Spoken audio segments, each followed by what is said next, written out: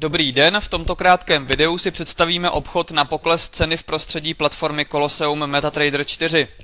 Obchod budeme demonstrovat na jednom z nejvíce obchodovaných měnových párů Libra-dolar. Jeden velký lot obsahuje 100 000 liber a obchoduje se v amerických dolarech. Pohyb kurzu Libry-dolar o 1 pip znamená pro investora zisk nebo ztrátu $10. Důležité je zde připomenout fakt, že ve Forexu investor neplatí komise za vstup do obchodu a poté za výstup, ale ihned při vstupu do obchodu formou spreadu, tedy nákladem na obchod je zde rozpětí mezi nabídkovou a poptávkovou cenou. Provedeme si krátkou analýzu trhu na 15-minutovém cenovém grafu. Zhruba na hodnotě $1,5250 identifikujeme velmi silnou technickou úroveň v trhu, která působila především jako rezistence. Nakreslíme si také trendovou čáru, která jasně určuje směr trendu vzhůru. Rozhodujeme se využít tohoto prostoru mezi úrovněmi horizontální rezistence a supportu trendové linie. Protože se aktuální kurz nachází těsně pod rezistencí, prodáme 10 velkých lotů Libry dolaru za market na hodnotě $1,52398. Zde vidíme záznam o právě otevřené pozici.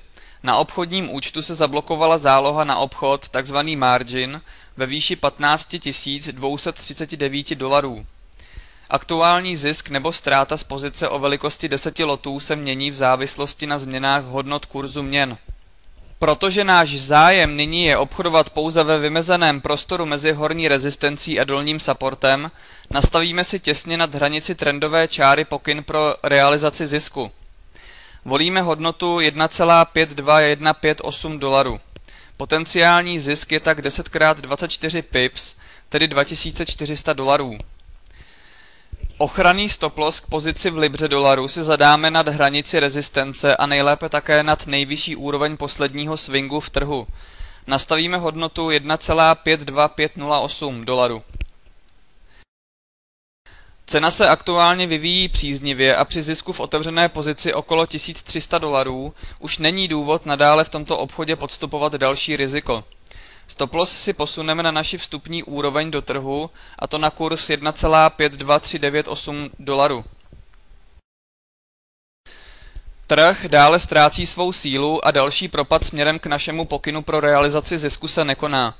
Trh se náhle obrací a zasahuje náš posunutý stop loss. Současně je odblokována naše záloha na obchod. Protože rozdíl mezi nákupní a prodejní cenou 10 lotů Libry dolaru neexistuje, tedy hodnoty vstupu a výstupu se rovnají, realizujeme tentokrát z našeho obchodu nulový zisk. Ale také nulovou ztrátu, protože jsme v průběhu obchodu omezili původní riziko na minimum. Pokud o obchodování s měnami uvažujete a chcete si systém Colosseum MetaTrader 4 nezávazně vyzkoušet, zažádejte si na této stránce o tréninkový účet. Ten vám umožní otestovat veškeré funkce platformy, a to na skutečných kurzech a v reálném čase bez sebemenšího rizika.